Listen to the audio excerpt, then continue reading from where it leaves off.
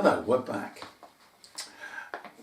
Sandy has some questions here from the internet, from the questions people have asked of Antemedi.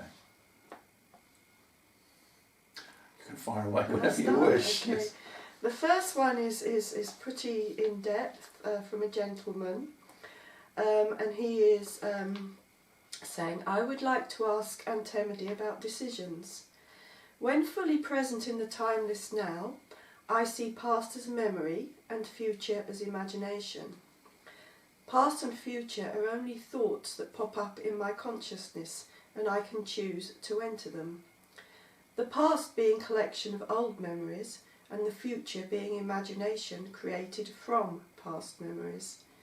In the peaceful wholeness of now, without thought, how can I make decisions? Wouldn't a decision be another thought? Do we create our thoughts? And if we don't, does that mean we are simply at the mercy of the next thought? Towards the end of your YouTube video titled Perspective 12, you mention, by looking back, you put yourself forward, and you'll see all you need. You'll know in your heart the decisions. They will form with no deliberations. Can you please elaborate on this?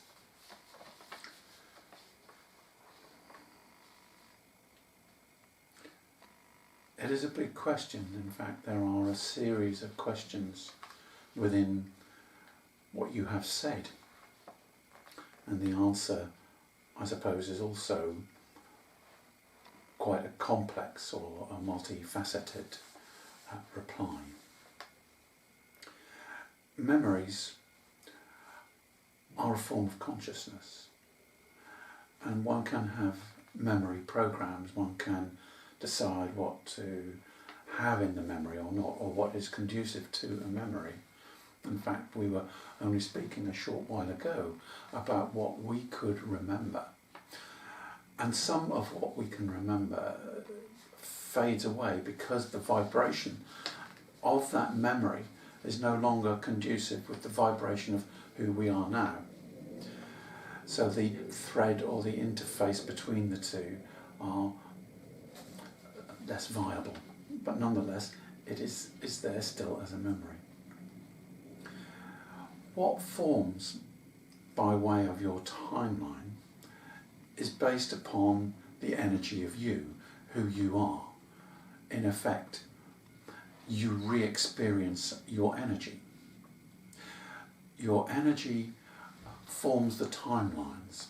The timelines are part of a huge arcana program system.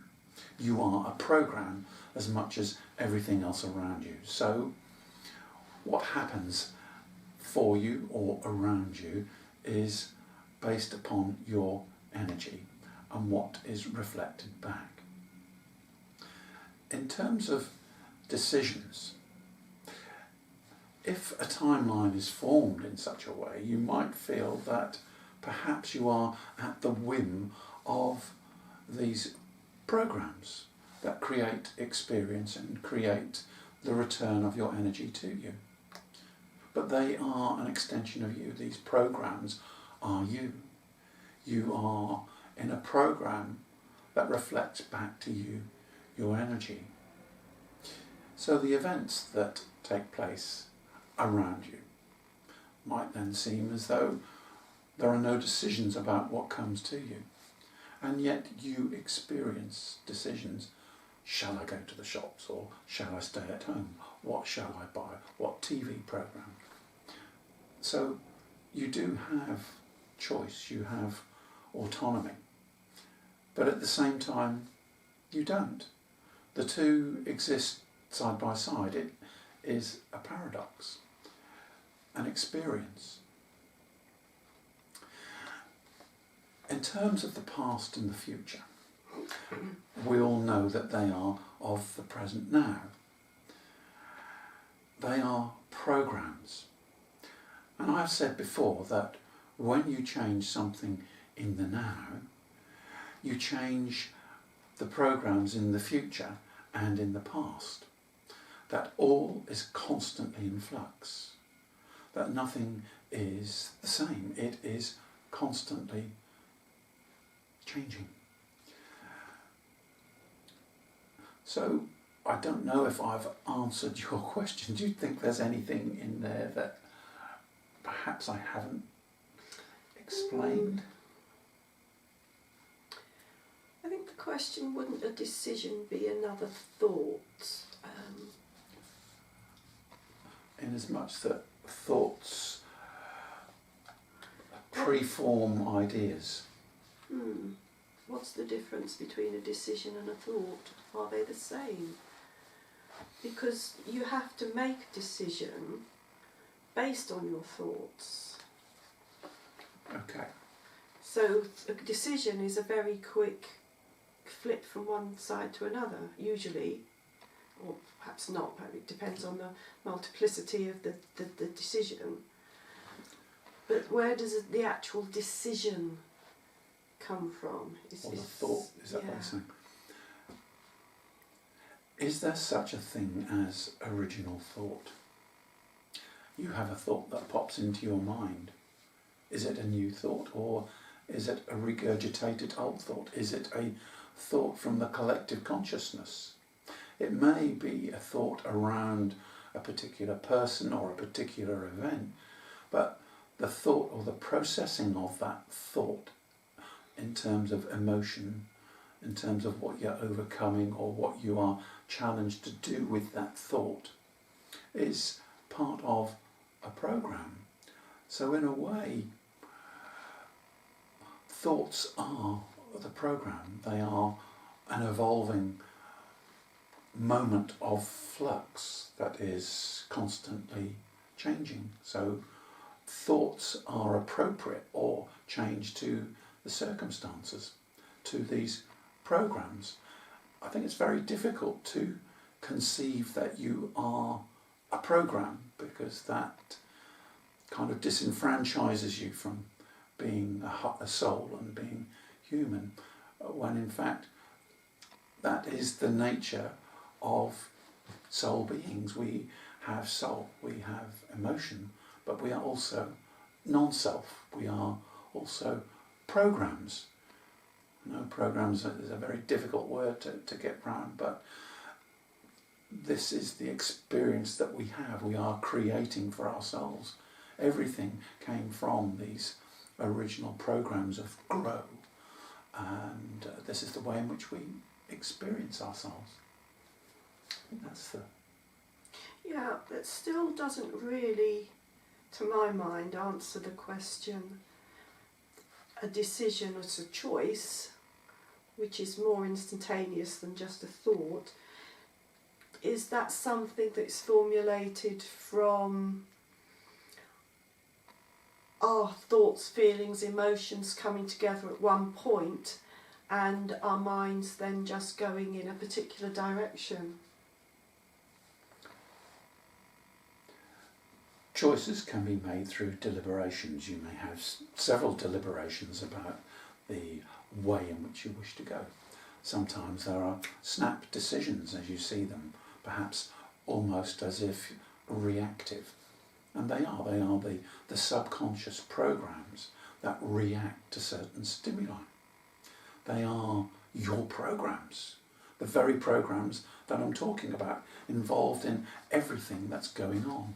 So, yes, your choices are made from these programs within you, from experiences, from DNA, genetics, from family history, from all sorts of things, including the collective consciousness, a whole bag.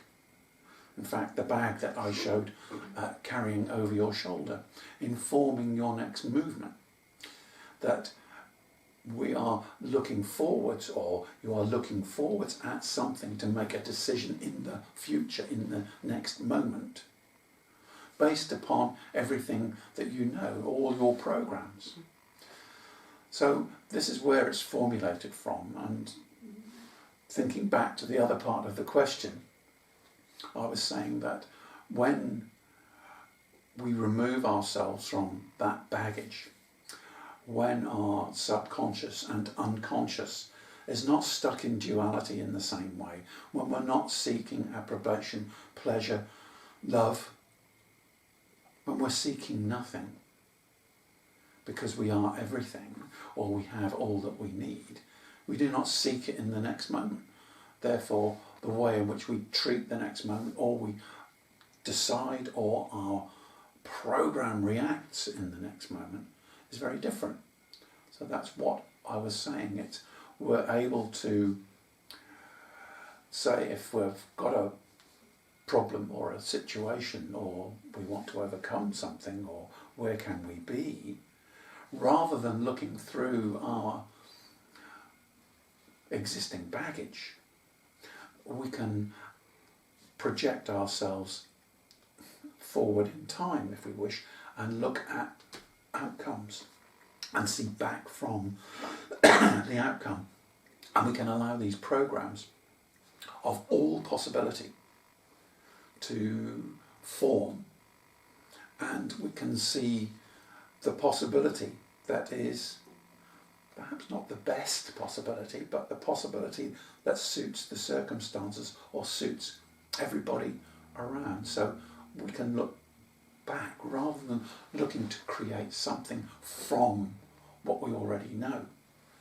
We can see something form by itself in a program from clear desire, a desire clear in heart and mind within that program, where we intend to be in love, whereas the human intention to be in the next moment is bound up by all the needs and wants.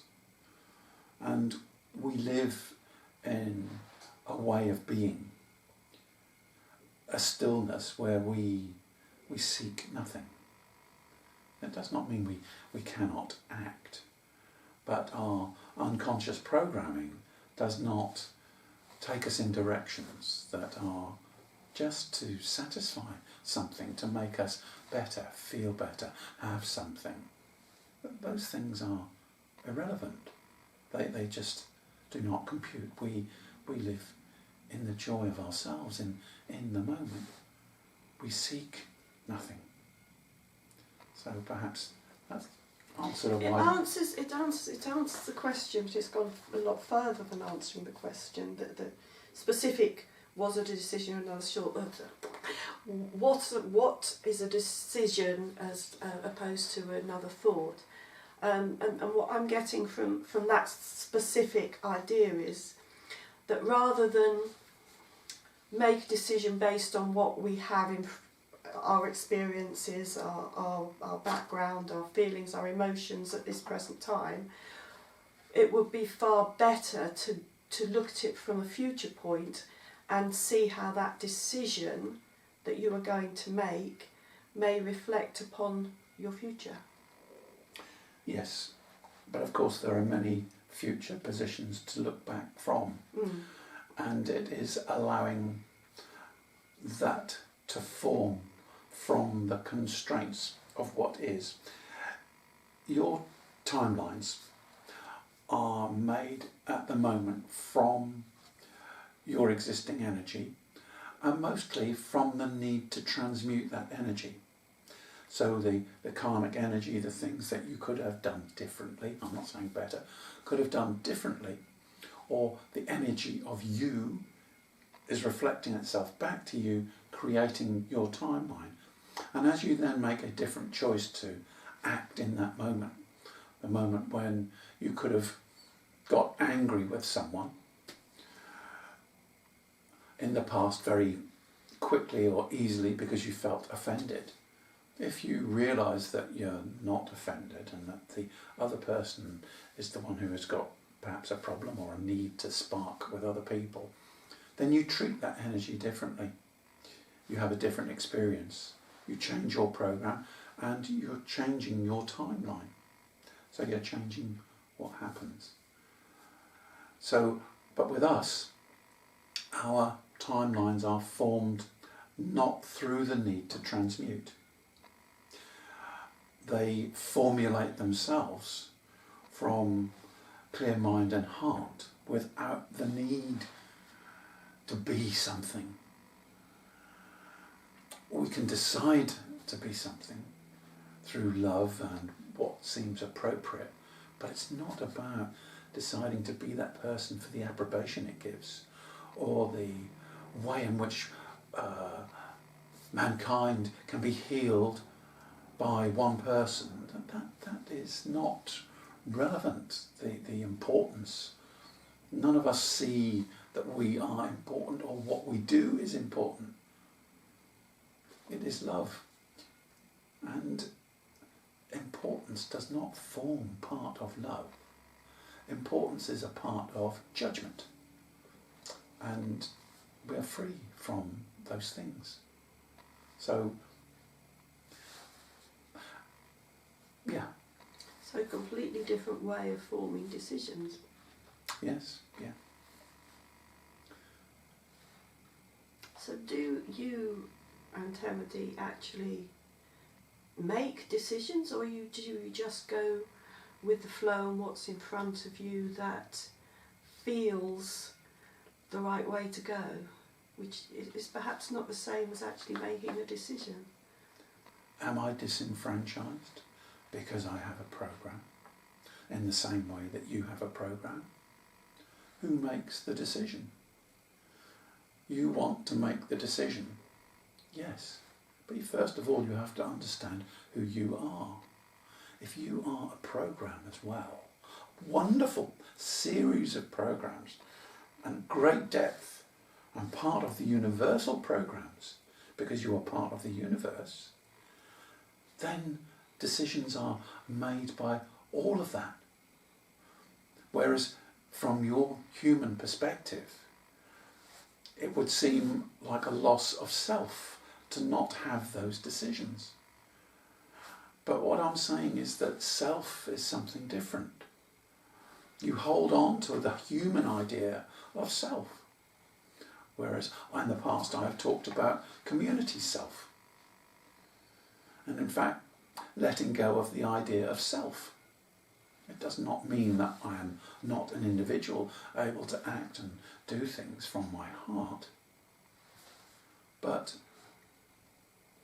the driving forces behind the rationale for living, indeed the rationale for living is different, very different.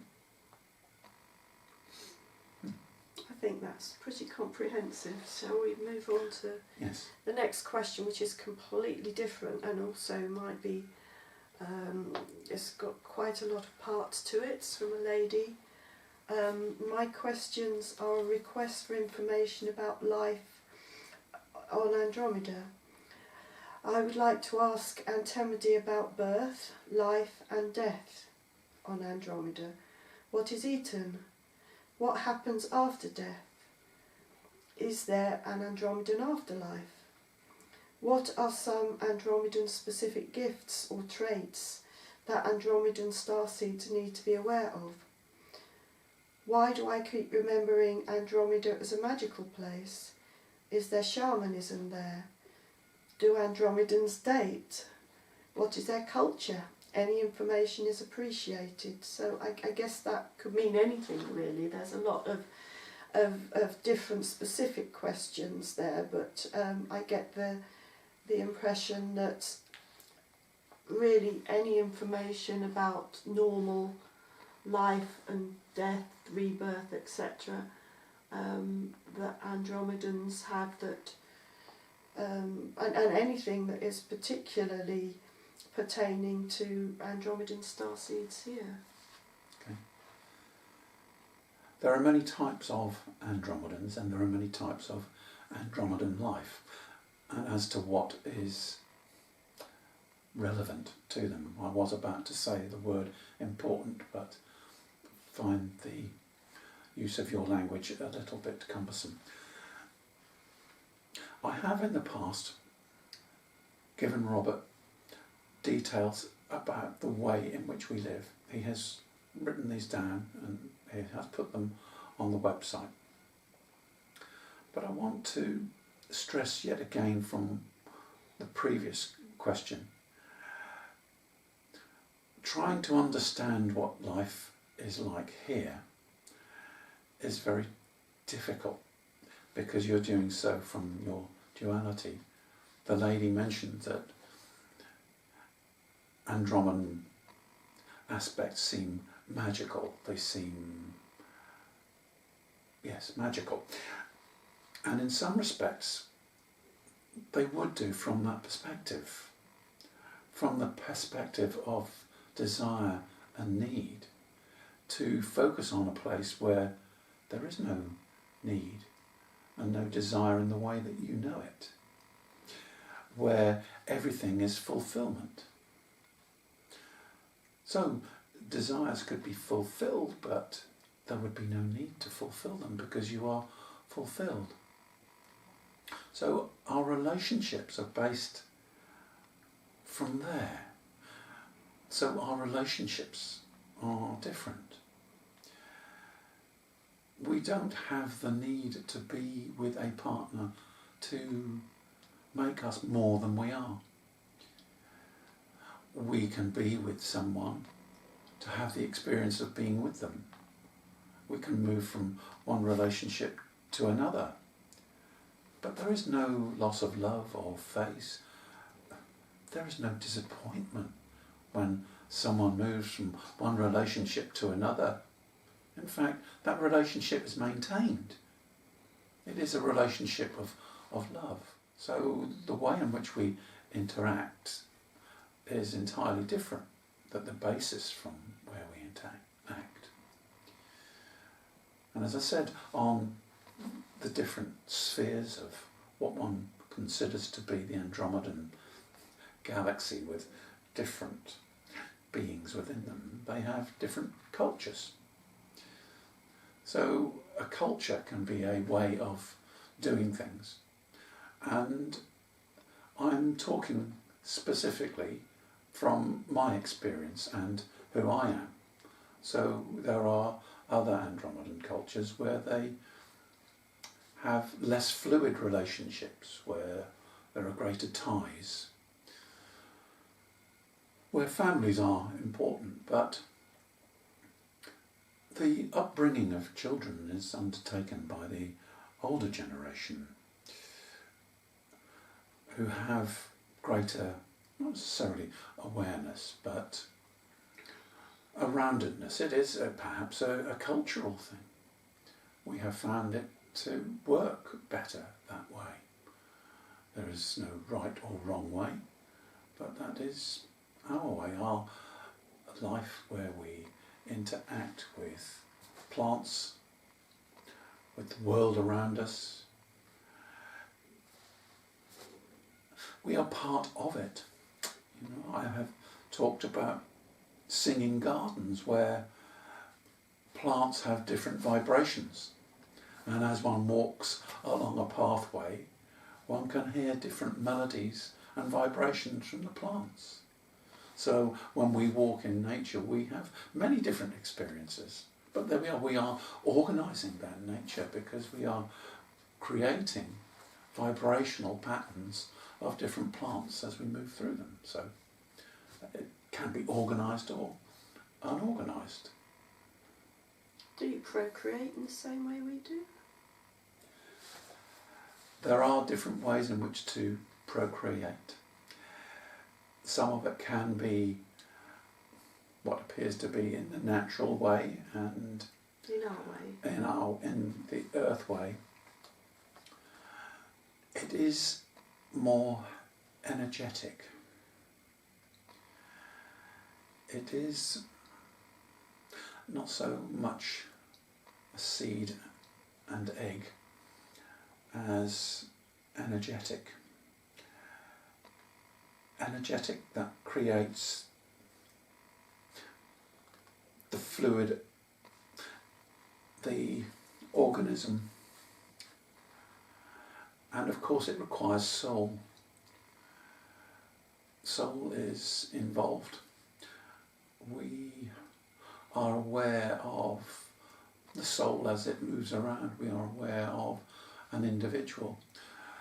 You know that at your higher levels you are involved in deciding the families that you move into, the DNA, the experiences. We are more involved in that process and omnipresent of that choice and that knowledge. So we can see our involvement with that soul. In fact, we already know our involvement with that soul, and we welcome them into our lives. But it is not one of physical potluck, which you believe it is. But again, potluck never happens. It is not potluck, as you know. But it's not potluck here, is it? That's what I meant. It's not potluck. Yes, it's not. Anyway. Well, that's interesting, isn't it? That they know, they choose. They can actually choose the soul that will come into their children. With that soul, yeah. But they don't see them as a child. They see it as a soul, as a full-grown soul. But they'll still be children. They'll still. Yes. So do they have a gestation period and give birth like we do, or is that different as well? There are different ways. Some wish to do it that way. Others do so in nurturing pods, and it works just as easily in that way. There are programs, as you know, for the formation of the human vibrational patterns. In fact, someone recently asked, why is the human form so prevalent? Well, the human vibrational pattern or form, which changes in its appearance or its size or nature or whatever it can do on different dimensions, is a very good pattern, and one that has evolved. So it's a vibrational pattern. So everything is a form of vibration, as you all know, but these patterns formulate. In the 3D world, where cells replicate from DNA, DNA is a vibrational pattern.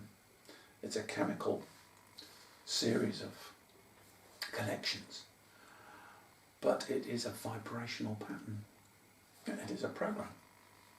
So we can see these as programs and live comfortably with them taking place or evolving in that way. I won't ask this one because it's personal. The next one is from a gentleman.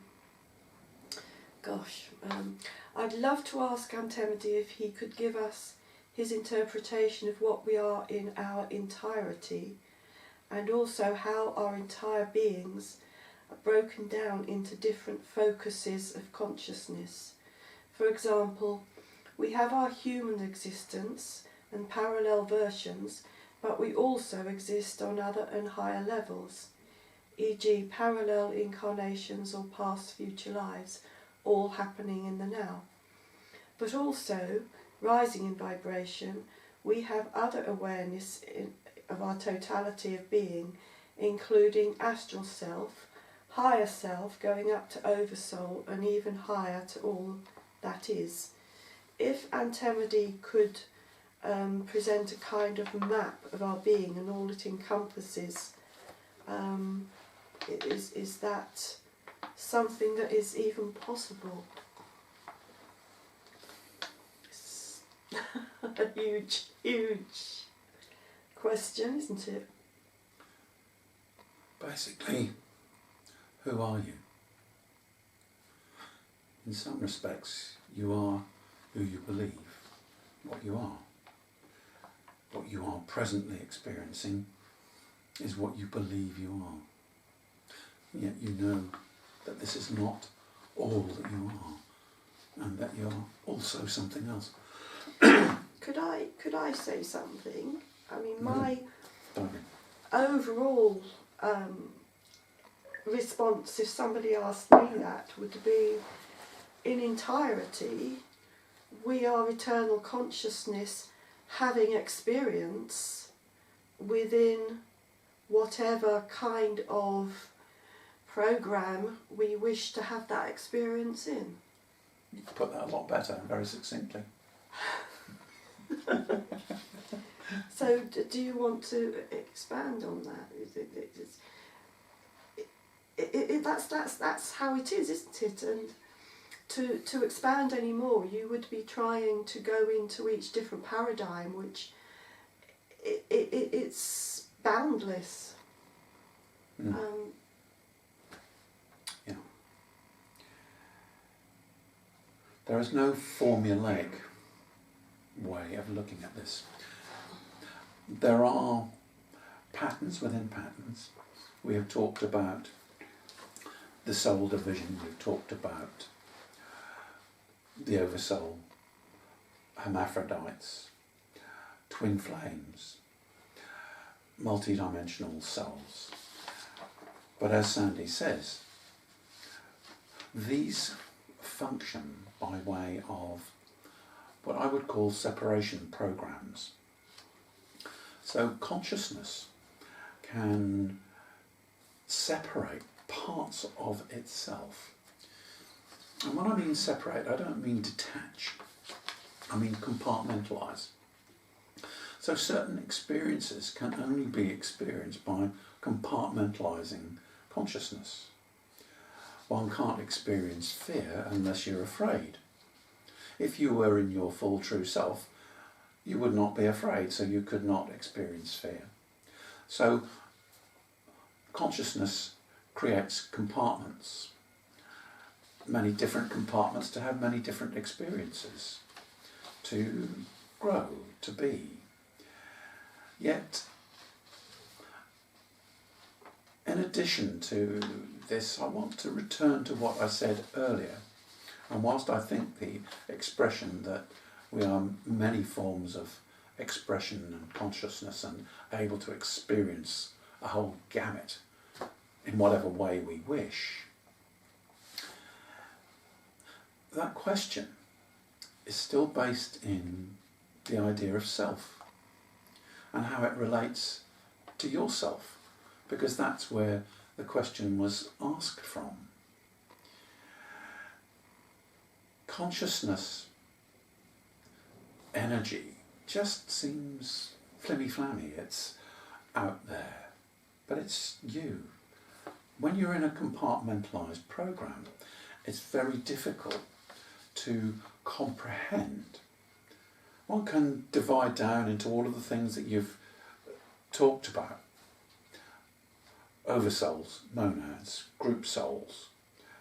But we are then involved also again back into non-self, non-time, and everything in constant flux. So it depends which compartment your mind is looking from. And the experience will be different from each different compartment. So if you're looking at it from a more holistic position outside of time, then what you see becomes looking at your consciousness as a form of program. But it's not until you're in those particular points of focus in a compartment that there is that experience. So your consciousness is in all sorts of areas, doing all sorts of things, because that is the way of the universe. That is the universe.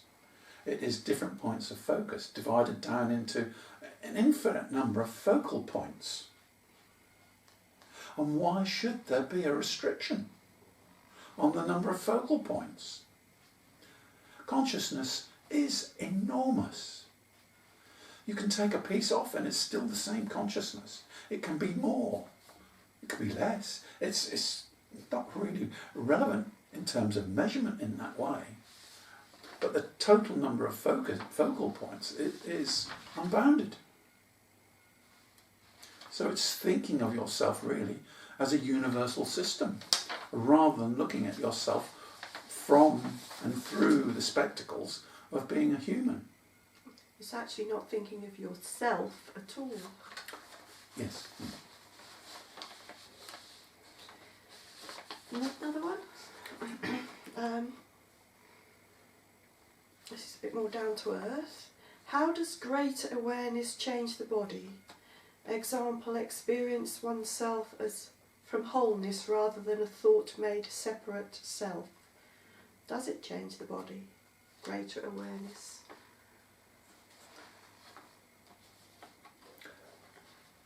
Greater awareness can change the body if you act upon the awareness.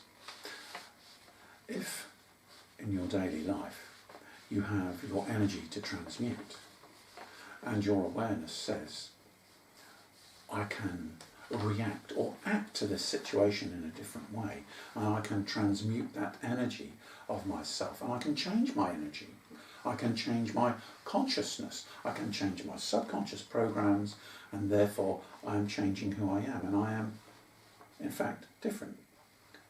I will, in that instance, you will also change your body. Habits. And habits, yeah.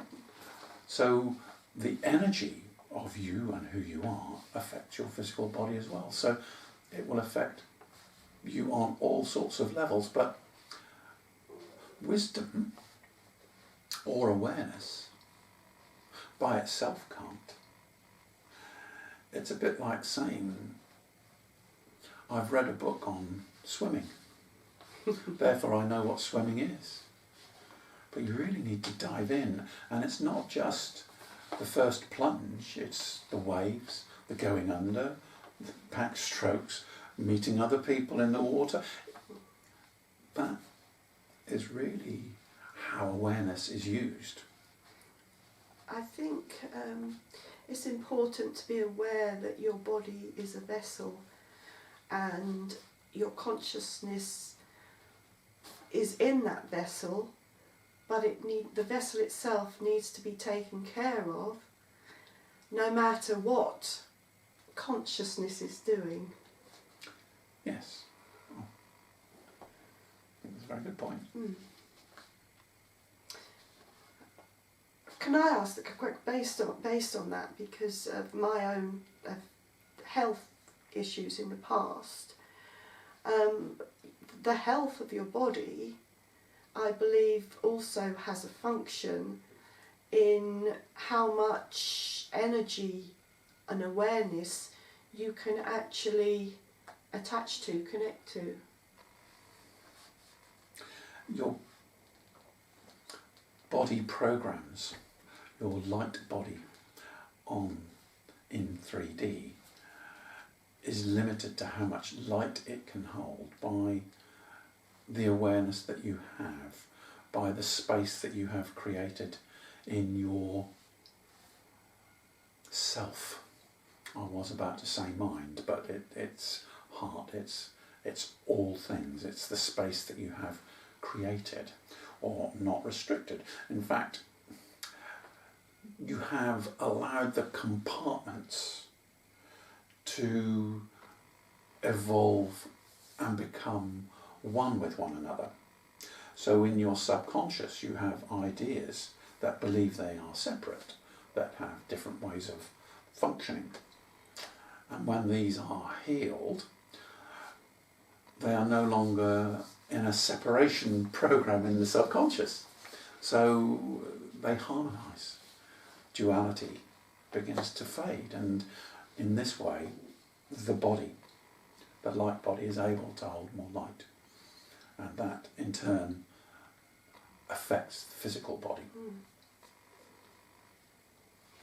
Yep. Shall I come on to the next one? This is from a gentleman. Seems to me there is an energetic component that's associated with shifts in consciousness. Example, Kundalini raising. For some it's barely noticeable, but for others it can be intense and can last years. In my case it's been pretty rough, involuntary body shaking of all sorts, very agitated nervous system, surges of energy and electricity through the body, and much more. Although debilitating, I realise it's part of the process. Have you yourself, Rob, noticed changes? and how can we best support the process? Okay, I think I did answer that actually in I typed back to say that I too also get energy movements and different pains at times, as I know you do. I do, but nothing as intense as what's been described here. Involuntary body shaking, I don't think I've ever experienced that. Transformation of energy. I talked about transmuting energy. Energy can be transmuted through an illness by taking on board that negative energy. Sometimes the transmutation, if that's the correct word, is that the correct word? We'll make a new one, should be, if it's not correct. Transmutation, yes, you transmute energy, don't you? Yeah. The transmutation of past life energy is still your soul, your life energy, but it may be energy that you are compartmentalised, that does not form part of your current life, or with necessarily the need to transform it in that way. So there are occasions when your body is more able to transmute, or you are more able to transmute energy, and particularly at this stage for the evolving Earth, at this stage where people are asked, in fact more than asked, they are really forced to face the energies of who they are, thoughts, deeds, all of these things. Yet if there were healing that has taken place, but perhaps the energy hasn't been transmuted, sometimes these energies can be processed, either by the physical pain of them, the energy moving through. Sometimes there's a resistance to the energy that moves through, and it affects thoughts, changes thoughts even. And at other times it doesn't need to affect thoughts, because the awareness of those events or that energy is within you. So it can be both and all. Okay. I've got some sort of a low level questions here. Are you okay with that?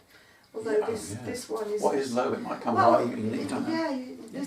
Why are we here as human beings? Because we chose to. Yeah, I think again, as we said earlier, the human form is very adaptable. I guess that's Terrans rather than just humans, because humans are everywhere. We're Terrans, aren't we? I mean, I'm assuming that is our earthly being. Yeah, well, I think we then get into areas where other people have talked at great length about the different races that have been involved in. And I'm saying that because of the other questions. That's why I'm assuming that it's more on this earth in a 3D as having this experience.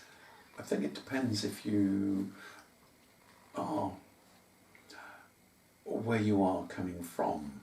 If you are having a retrograde experience in order to help the earth and its inhabitants at this time, that's a choice to help humanity's DNA. But as you already know, the DNA has been maligned and affected and depleted, and it can be enhanced again. But the DNA, which is a vibration, these vibrations or formats or programs, arcana programs as we call them, exist on other dimensions as well. So it's all a form of information. And this next question as well is specific to us.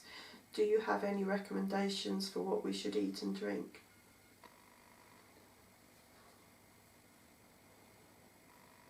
It is said cleanliness in the mind and the heart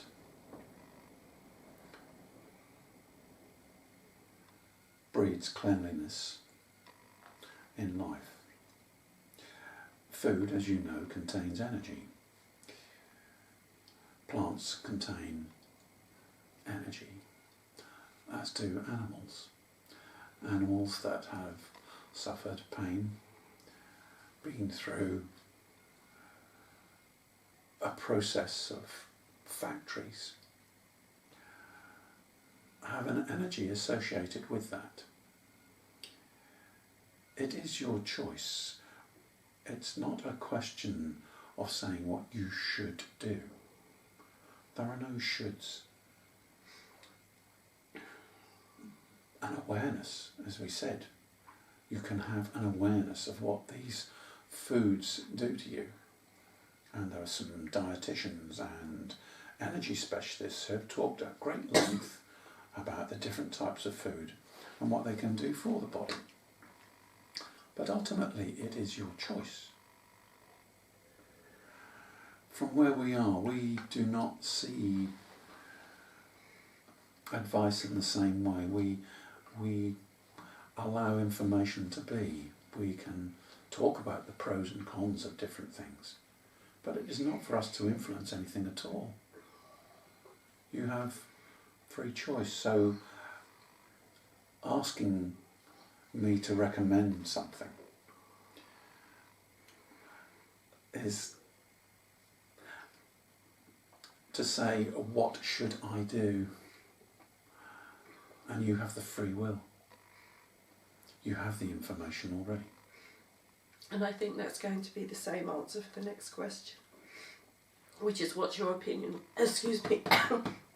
your opinion on abortion?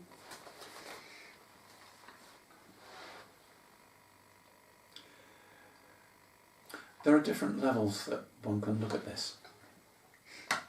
One can say that the soul that is being aborted, which hasn't fully focused its full life force, because the life force of a human comes in different phases, different awarenesses.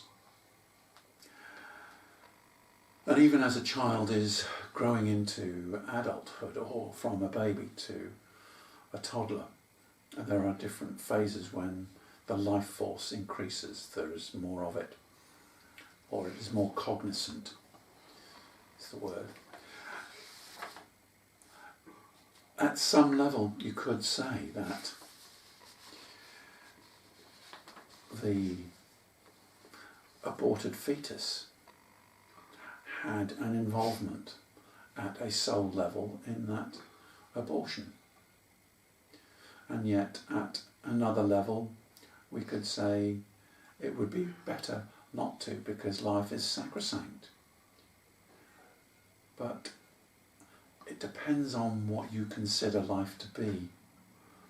And really, life is about love and choice and what you need for your experience. Only you can decide on that. Whether one needs to have the experience of guilt, feeling guilty and experiencing the guilt at aborting. And yet, would it be difficult to have a life where you brought up a child with the genetics of a rapist? We cannot say right or wrong. We do not have judgment in the way that you do. We are free from the pains of those judgments, the driving forces behind them. Our creation of life is created from a different energetic platform. And he's just been to get some more questions. Right. How to heal OCD or stop irrational fears, and what is the consequence of suicide due to mental illness?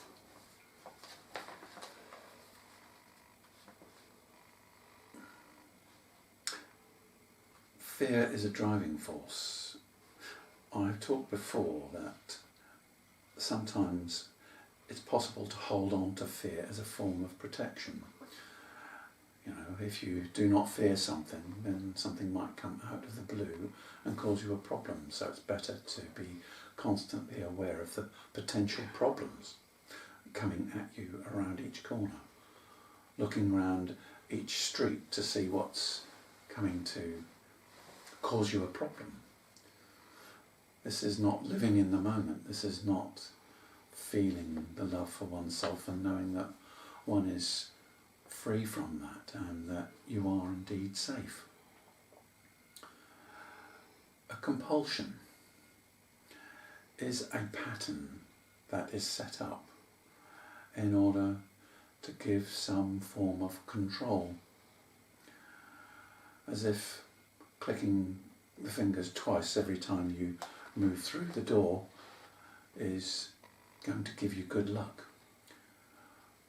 A compulsion that one keeps checking the lock on the door before bedtime, just to make sure that it's locked, as if you can't trust yourself. So it's best to double check, just to make sure. But when you have checked, the program comes in again. I must double check. And then you do it again. But your program is still there. I need to double check, just in case. So, compulsive disorders, or patterns of being, are programs that you personally set up through experience or from your DNA that you use to deal with certain stimuli, to either keep you safe, to decide what you should be doing, or to follow some pattern, as if following a pattern is safe because you don't know any other pattern. This is the only pattern that you know. But how to heal? I mean, that's about going inside and healing your blocks. I would say, I think there are some other therapies that can help you to live with them. Yes. But the only way to heal them would be to go inside, or to have a healer, a spiritual healer, help you go inside and work out why you have them in the first place and to resolve them. Yeah. Psychotherapy, perhaps, or meditation, all sorts of all sorts of ways of looking at the sponsoring thought. Mm. Usually something from childhood, aren't they? Yeah. Did you want to deal with that, as you've got the picture there, the lady? I don't know. Oh, I've got a gentleman who's saying, who is the black female humanoid in the council that has red stripes on her suit? What is her position and relation to me and humanity? Well, that one reminded me of a lady called, I don't know if you can see her, perhaps I'll get her a bit closer. Anna. She had black skin, very, very black skin, beautiful, and she had a black tunic with red stripes on it. I don't know if it's the same person, but that's all I can say on that. It's quite specific, isn't it? Black tunic with red stripes. I mean, it may be a type of uniform. Could be. There is a dress code, much like you have dress codes. No one outdoes one another. No one is greater, no one is more nor less. And yet it is not a uniform.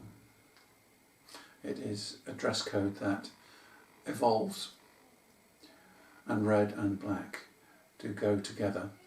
They have an energy resonance within them. You know that red pops forward when you view it against a dark background. We use red to show the edges of a tunic. Our black tunics are more akin to the isness, in as much that it is and it isn't. It is the shining blackness, a replication of that all is and yet all isn't at the same moment. That is the reason behind that dress code. And yes, it is a dress code that you have seen. As to the connection to your specific individual, it is not the same lady that Robert has shown you, but the energy would be the same. When Robert first met Anna, he was, how can I put it, overcome by her allure.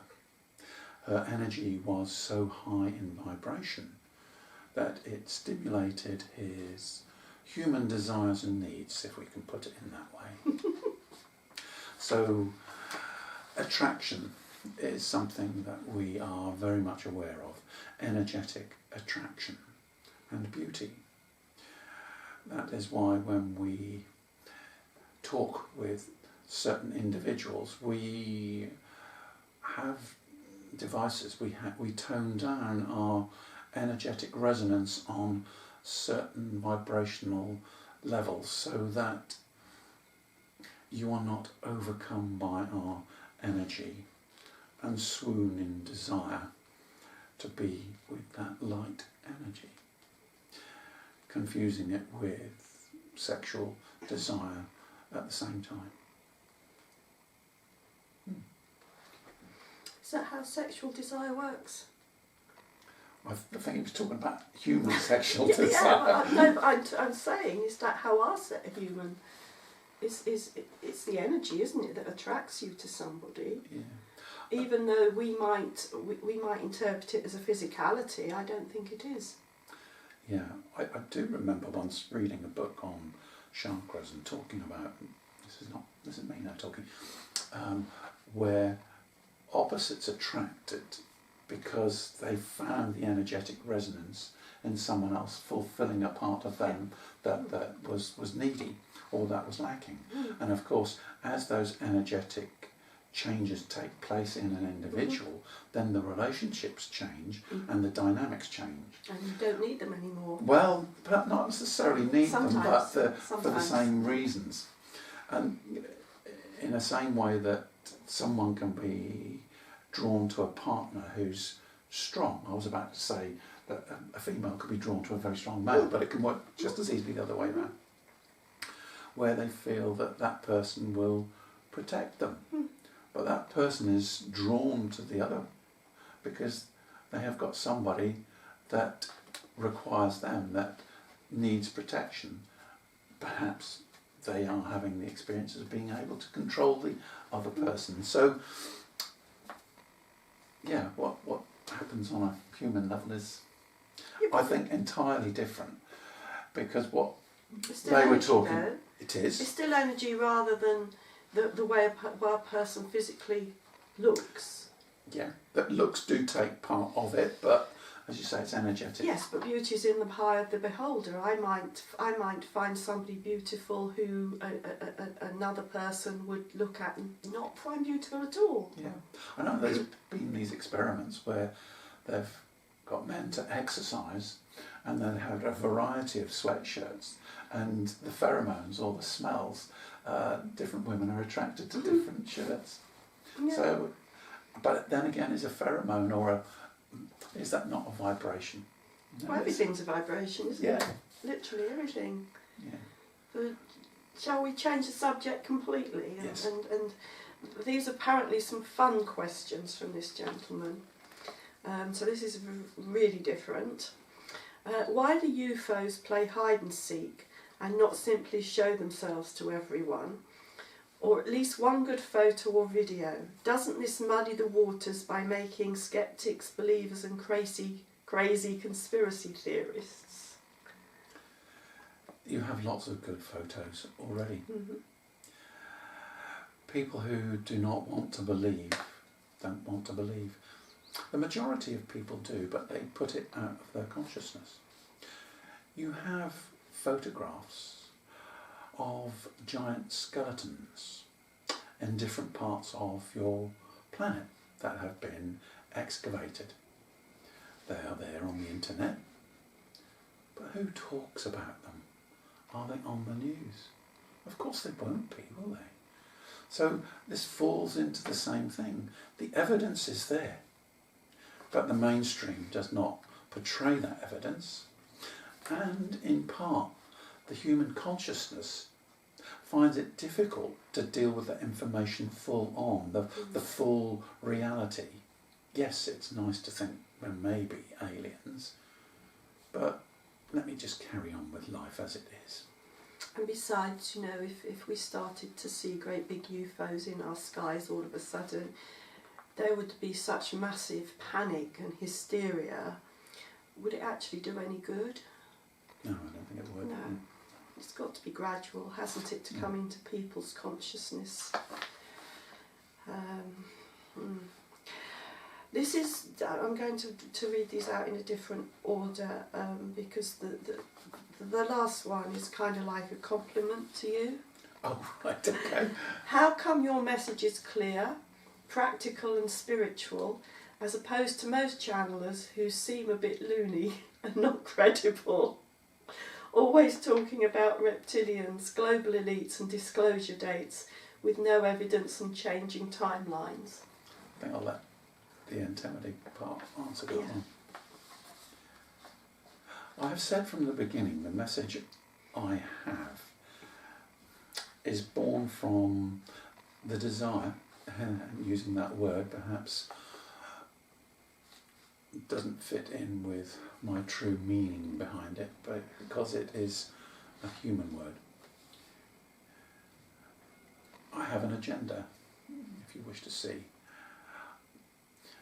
Awareness of how you think, why you think what you think, what traps you to think what you think, are the constraints of the human mind and the human program and the way you are. Seeing aliens, talking about what aliens can do, various pods or healing chambers, does that actually heal you? Does it give you the self-awareness? The awareness of yourself, indeed the awareness that self is in itself also a constraint, because it constrains you to think about yourself entirely in terms of self. So I do not talk about those subjects. I am here to talk about the way you think and why you think the way that you do, to show you that there are different ways to think, to talk about the ways that we think. You don't have to choose to go to the ways that we think, but unless you are aware of the way that we think, you may not have the option to choose the way that you do. So the book that I have written with Robert, the words that I talk, the things that I say are based in love and awareness, non-judgment. Robert talked recently of his experiences of being more me, where there was bliss whilst walking around, not needing to change anybody or do anything, accepting people's frailties, overcompensations, just as is, without the need to change anything. People change if they wish to change. It is not up to us to change you. You may think that we are here changing you at this stage. And yes, in part we are, but we are asking you also to take responsibility for the awareness that we are bringing. And it is the way that you use the awareness that starseeds are bringing, and aliens are bringing, and your higher selves as Terrans are bringing, and using that, putting it into action, going into the swimming pool, that makes the difference. And as for the way in which Robert speaks through me, or I speak through him, because they are the same, that challenges the idea of self. He isn't Robert, he is me.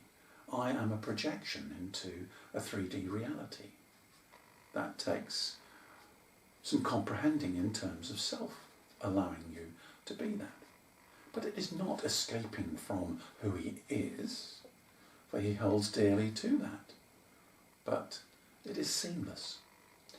And this is through 30 years and more of my constant involvement in his thoughts, challenging him, allowing him to vibrate more to my level of vibration. So myself, as I speak and I vibrate, is not affected by his vibrations. You are an antennae. You are, or I could say you are an Antemedi, but for we do have humour. You are, you are an antennae. The information that you receive, the vibrations that you receive, as like a television set. If your antennae is corrupted, you will see snow on the screen, but it's still the same information. You may see figures moving about. You may hop from one channel to another channel, and the channels may change. So the information that you get could be disjointed by your unconscious mind, or your baggage of information of things that you desire to see. When you have desires put to one side and the information flows, then the information flows as it is. As for those that talk a lot about the specifics of aliens, some channelers are repeaters. They hear something and they repeat it. And yet they are also tuning in. They are hearing it in their own way. So they are doing what they feel they should be doing. Discernment as to what you are hearing is down to you, what resonates with you. If it's an information that doesn't sit with you, then put it to one side and find information, or allow information to come to you that does sit with you. That was quite a long explanation. Yeah. Can I ask Antemedi a question? Do you study other life forms' thoughts, or is this something that's particular to the 3D Terrans? I have talked before, and Robert's written articles on the way in which we have our schooling, the way in which we think we allow information and we enhance information programs. By talking about the education, we could say that this is a university. I'm being specific about Antemedi. Is this his, That's so like a what he's talking vocation? That is his vocation. Yeah. The study of the way in which other humanoids and entities think, I find fascinating. I use the words that perhaps correspond to your human understandings, but they're not based in what they can do for me or what they make me feel. Yes, they are an enjoyment, but it does not make me feel any better. My state of being remains the same. It is a bit like saying you could enjoy an ice cream, but the ice cream doesn't change who you are. So it's, would we see it as a kind of an intellectual pursuit? An academy, a group of like-minded individuals who explore ways of thinking. And we have connections with many different races.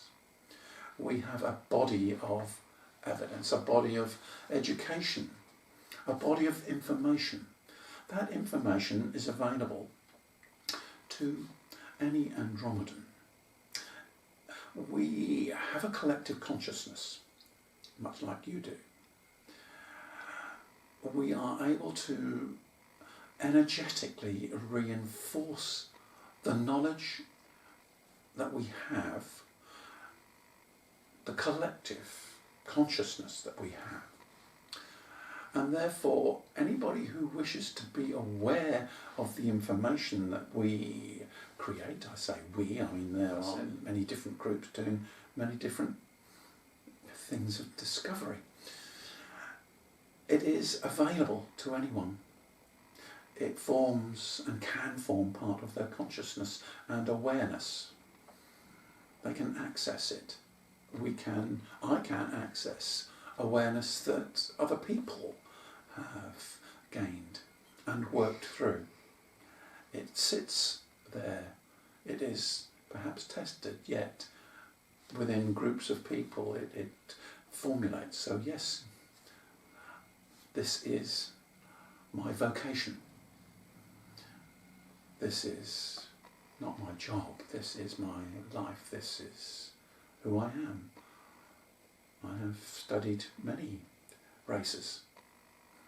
Robert was introduced to mantoids, to sitiths, to all sorts of different races, including some in really strange and unusual bodies who have different ways of being and living.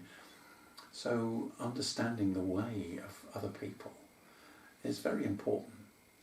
And this is where I came in. And I've used your word important. I find it difficult to find something else that's suitable, pertinent perhaps. Most pertinent, because importance is judgment. Mm-hmm. This is where I came in. This is my vocation and this is where I am. How many people I reach is not relevant. It is not important in that way. It changes the collective consciousness. It provides an energy within the collective consciousness. And that is sufficient. How much more energy do I need to provide? There are literally millions of people adding to your collective consciousness. How you choose to use this information is entirely down to you. Thank you. This one is a bit of an oxymoron, but I will... can you give a brief history of mankind? I would say the answer is no.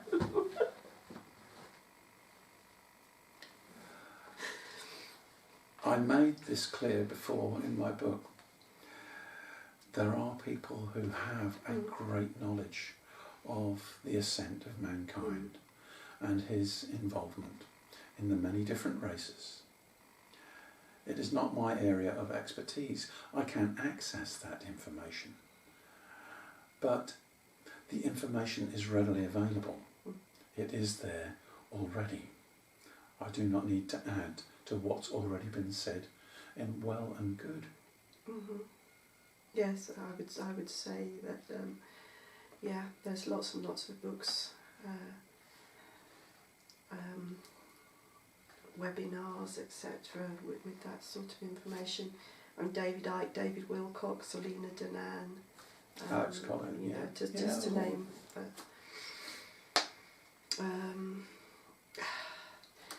Can you summarise different dimensions? How many are there and what are they like? Is that possible to...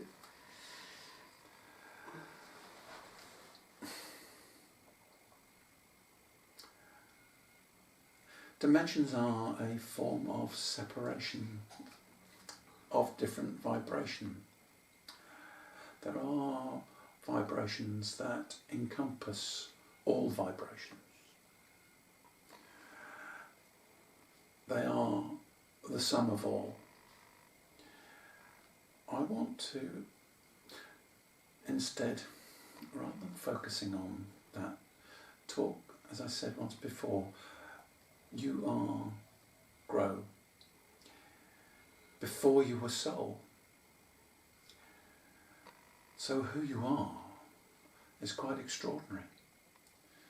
You are more than soul. You are grow. You are experience. And you are the sum of experience. Yet, you cannot be the sum of experience without the experience and without the initial grow. So all are pertinent. So the future is the past and vice versa. It is all in constant flux. The dimensions are all in constant flux as well. They are changing in different parts of the universe. Different dimensions are being created, different vibrations. Vibrations within dimensions are changing. There is no fixed, set thing. How can there be? How can there be growth or change if things are in set patterns? There is the option to change them. It's never ending, isn't it? It's got to be. So although we're the sum of our experiences, we never really are.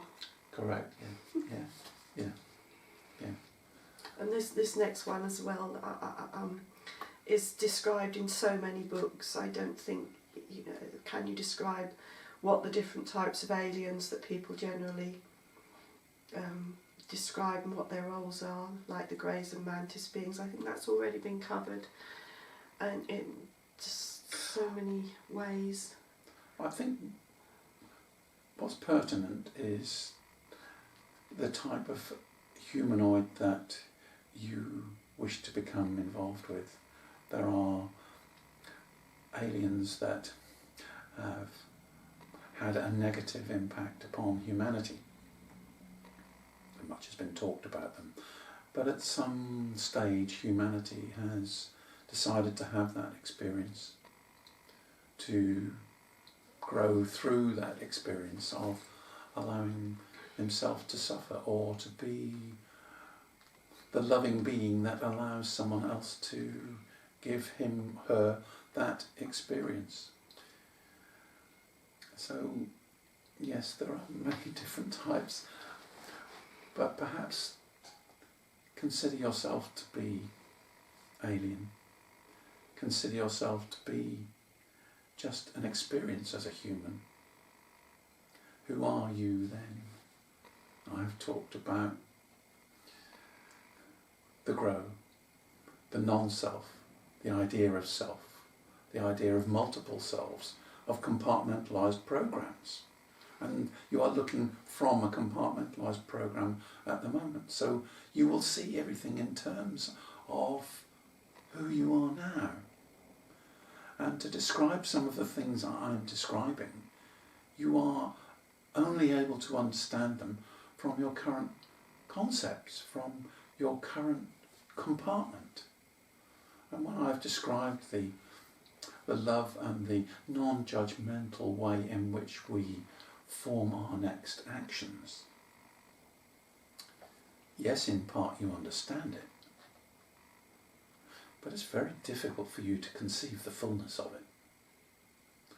And that is what is important about this outreach.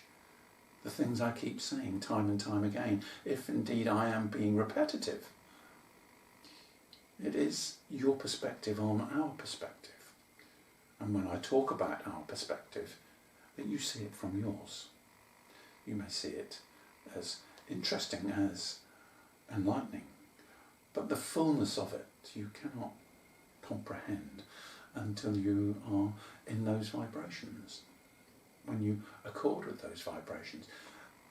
If you were in our vibration, experiencing it through yours, which would be quite difficult unless you were treated in some way, it would be a utopia, a scene from a negative perspective, or an escape from the duality and the suffering that you have. But we do not escape suffering. We do not have suffering because we do not choose it. So, again, this was the purpose of mine and others in an outreach program, to say, why do you think the way that you do? How do you think the way that you do? And can you think in different ways? I have laid this out in some of the past videos, but also the book. I'm not here to push. I am not an author that requires royalties. I'm not saying that mine is the only way. It isn't. It is a way. All I would say, if I were to use the word importance or the utmost relevance, is the way you think. And you have the option to look at the way you think. Thank you.